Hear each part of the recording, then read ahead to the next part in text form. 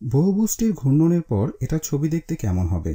তাই এটা হলো 270 ডিগ্রি ঘূর্ণনের পরিবর্তন, এবং তারা যখন ঘূর্ণনের কথা বলে অন্তত এই অনুশীলনীতে, ঘূর্ণন হলো মূল বিন্দুকে কেন্দ্র করে ঘূর্ণন, অর্থাৎ এই বিন্দুর চারপাশে ঘূর্ণন। আমরা এভাবে চিন্তা করতে পারি যে এই কমলা বিন্দুগুলো থেকে আমরা একটা বিন্দু নিয়ে সেটাকে মূল বিন্দুর চারিদিকে 270 ডিগ্রি ঘোরাবো। চলো আমরা তা করি। তো এই হচ্ছে ঘোরানো, এবং যখন আমরা ধনাত্মক কোণের কথা বলি তখন আমরা ঘড়ির কাঁটার ঘূর্ণনের বিপরীত দিককে বোঝাই।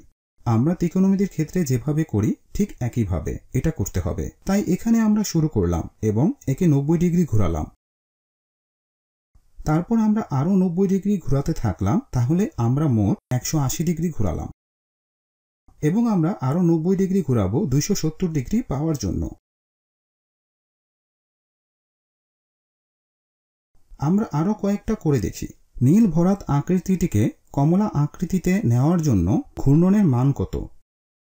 এখন এখানে আমাদের প্রশ্নটির উত্তর দিতে সাহায্য করার প্রয়োজনীয় জিনিস নেই, তাই এখানে আমাদের দৃষ্টির তীক্ষ্ণতা কিছুটা পরীক্ষা হয়ে যাবে। এখানে প্রথমে যে কাজটি করতে হবে সেটি হলো নীল আকৃতির একটি বিন্দু নিয়ে এবং দেখতে হবে যে সেটি কমলা আকৃতির কোন জায়গায় গিয়ে শেষ হয়। এবং এখানে আমি একটি বিন্দু নিলাম, কারণ দেখতেই পাচ্ছ এই বিন্দুটি একদম সোজাসুজি উপরের বামে মুখ করে আছে। এখন যখন তুমি কমলা আকৃতিটির দিকে যাও তখন দেখবে যে সেটি একদম নিচের ডান দিকে মুখ করে আছে।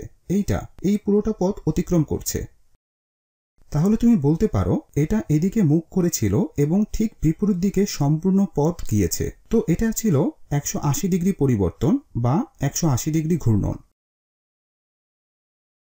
চলো আরো কয়েকটা দেখি। এই বহুভুজটির ছবি দেখতে কেমন হবে? যেহেতু তারা চায় আমরা এটাকে 270 ডিগ্রি ঘুরাই যা আগের মতো, তাহলে এটাকে 4 ভাগের 3 ভাগ অংশ ঘুরাই।